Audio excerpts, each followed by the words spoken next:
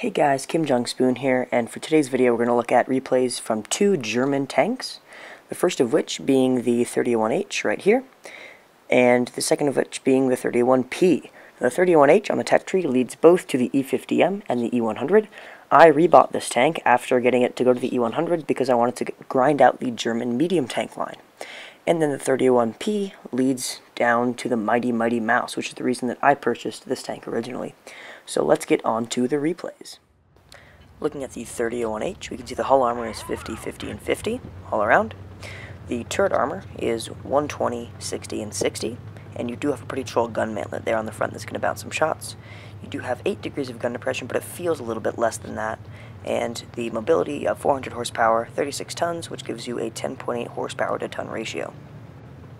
So we're here on Winter Malinovka, and all of the heavy tanks usually go up to the windmill, so that's where I'm going to go in my top tier heavy tank. Now, you're going to see something that usually you don't see. There's a light tank that's going to push the top tier heavy up to the hill so they can win the hill and win the game. So this 38 NA is doing the right thing in my opinion. It's helping me get up to the hill so I can get there first, get into a good position, and start the battle. Now, you're going to see something really strange. Usually, when a light tank does start to push you up to the top of the hill, when you do get to the top of the hill, they'll push you over the hill and into all of the enemy guns on the other side. But this guy in the 38 NA is actually smart, and he's not going to do that. Watch how smooth this is. I turn, he gets out of the way, and we can slowly creep over the hill. Now that 8 degrees of gun depression isn't actually enough to fire on any enemies over there, but luckily for us, there aren't any. So you do have fire support from our TDs camping the hills, and there's a Covenanter spotted down in the town, and he's the one in the cap circle. We spot this Lee here, and he spots us. One shot looking for an engine fire there, but we don't get it. And if anybody ever says anything about the aiming issue in Winter Malinovka, here it is. The reticle was over the T-40, but the camera didn't zoom in, and we didn't have the red outline around the enemy vehicle.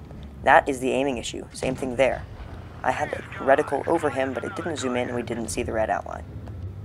So for now, we're looking for a shot on this Covenanter down there.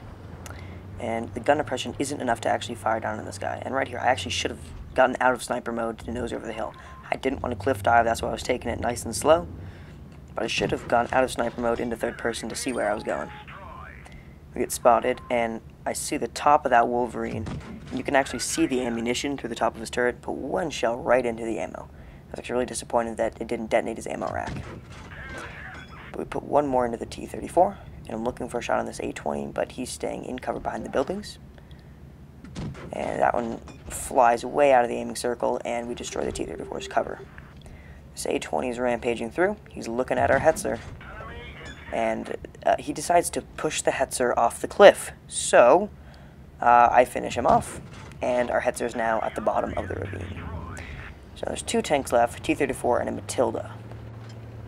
Now, I haven't actually taken any damage this game, and that's actually the first bit of damage we do take. We damage our own tracks YOLOing off a cliff. Now, if you damage a module on your vehicle, you will have to pay a repair fee at the end, but it's really minimal. It's probably about 200 credits or something, so we haven't actually taken any hull damage this game.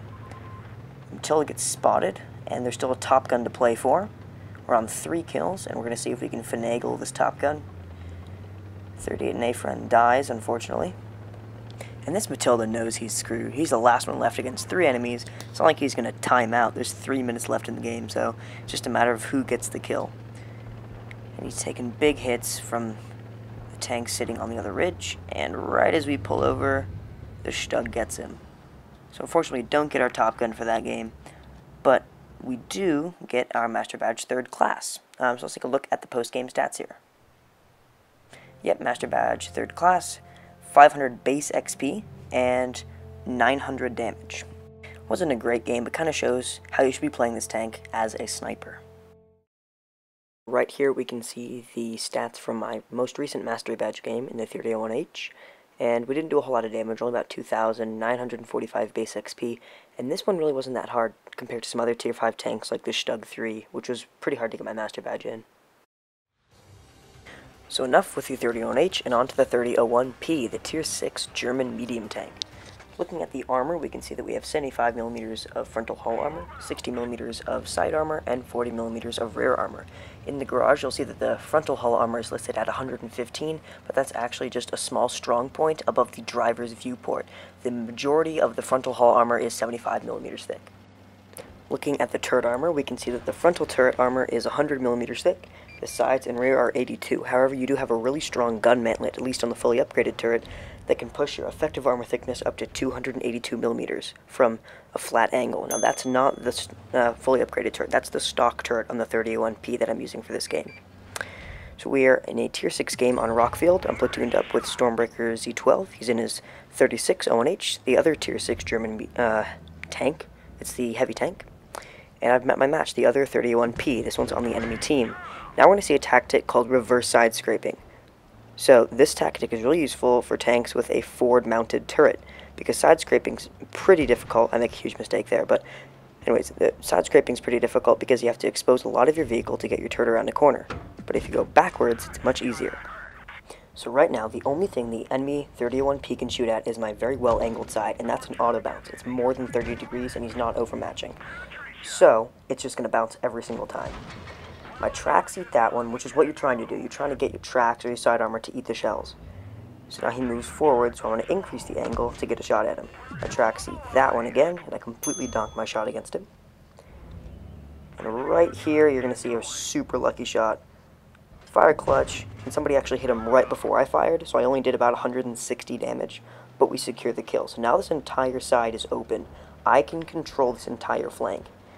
And so Storm and the Wolverine up there can take the hill with my fire support. So now I want to get to a position where I can support Storm and the Wolverine. So I pull over to this hill and I can see the M6. So we aim in, pull the trigger, and it lands right in the side of his turret. The SU-100Y spots us, but he's not in a position to fire at us. M6 fires and misses, and we donk our shell into the dirt. So it's just myself and Storm left. So I want to support him, because that box tank or the Ram, we don't even know where that guy is, are not threats to him at the moment. Storm finishes off the KV-1, and now there's this M4 that's still left on the hill, other than the M6, which has gone unspotted. Put one shell into him, Storm hits him once, and I'm not on TeamSpeak or FaceTime with him, so I don't know if he has a shot at him. So I'm trying to pull around, but he finished him off anyways. Alright, so now we've got this M6, box tank, and a Ram 2. And I don't know where that oh, he just spotted that M6. I get caught up on this hill here like a little noob, and he finishes off the M6. Now I just have the box tank and the Ram left. We don't even know where the Ram is. So we put one shell into the SU-100Y, we spot the Ram, and their M6 is not too happy that the Ram's been camping the whole game. So we finish off the SU-100Y, and now we just have this Ram. And Storm's rushing over here to help me. And I can bounce about half of his shells, especially with him firing on the move. He's usually going to hit the upper plate of my tank, which is again 75 millimeters thick. If he hits the little side angles of my tank, those are a lot thinner, so he will penetrate with those. So we've damaged his fuel tank. We're aiming at the little turret right there. I miss, and he bounces. And I'm face hugging him right here because I know that my turret's strong enough to bounce any of his shells. Put one in, and Storm comes in to save the day and gets his top gun. So that wasn't a bad game, but let's take a look at the post-game stats. So we can see here that we got a Master Badge First Class, Steel Wall, Brothers in Arms and Crucial Contribution, and a Spartan Medal. And we did around 2,000 damage, 2,550 damage, 2 kills, and 900 base XP. But that wasn't our Master Badge Ace Tanker. For a Master Badge Ace Tanker, I had to get a Pools medal, actually, and a Kolobanov's medal. So this tank really surprised me how hard you have to work to get that Master Badge Ace Tanker. So thank you guys so much for watching. If you like this video, you can give it a thumbs up down below, or you can subscribe to our channel to make sure you guys don't miss any more World of Tanks Blitz videos. Thanks.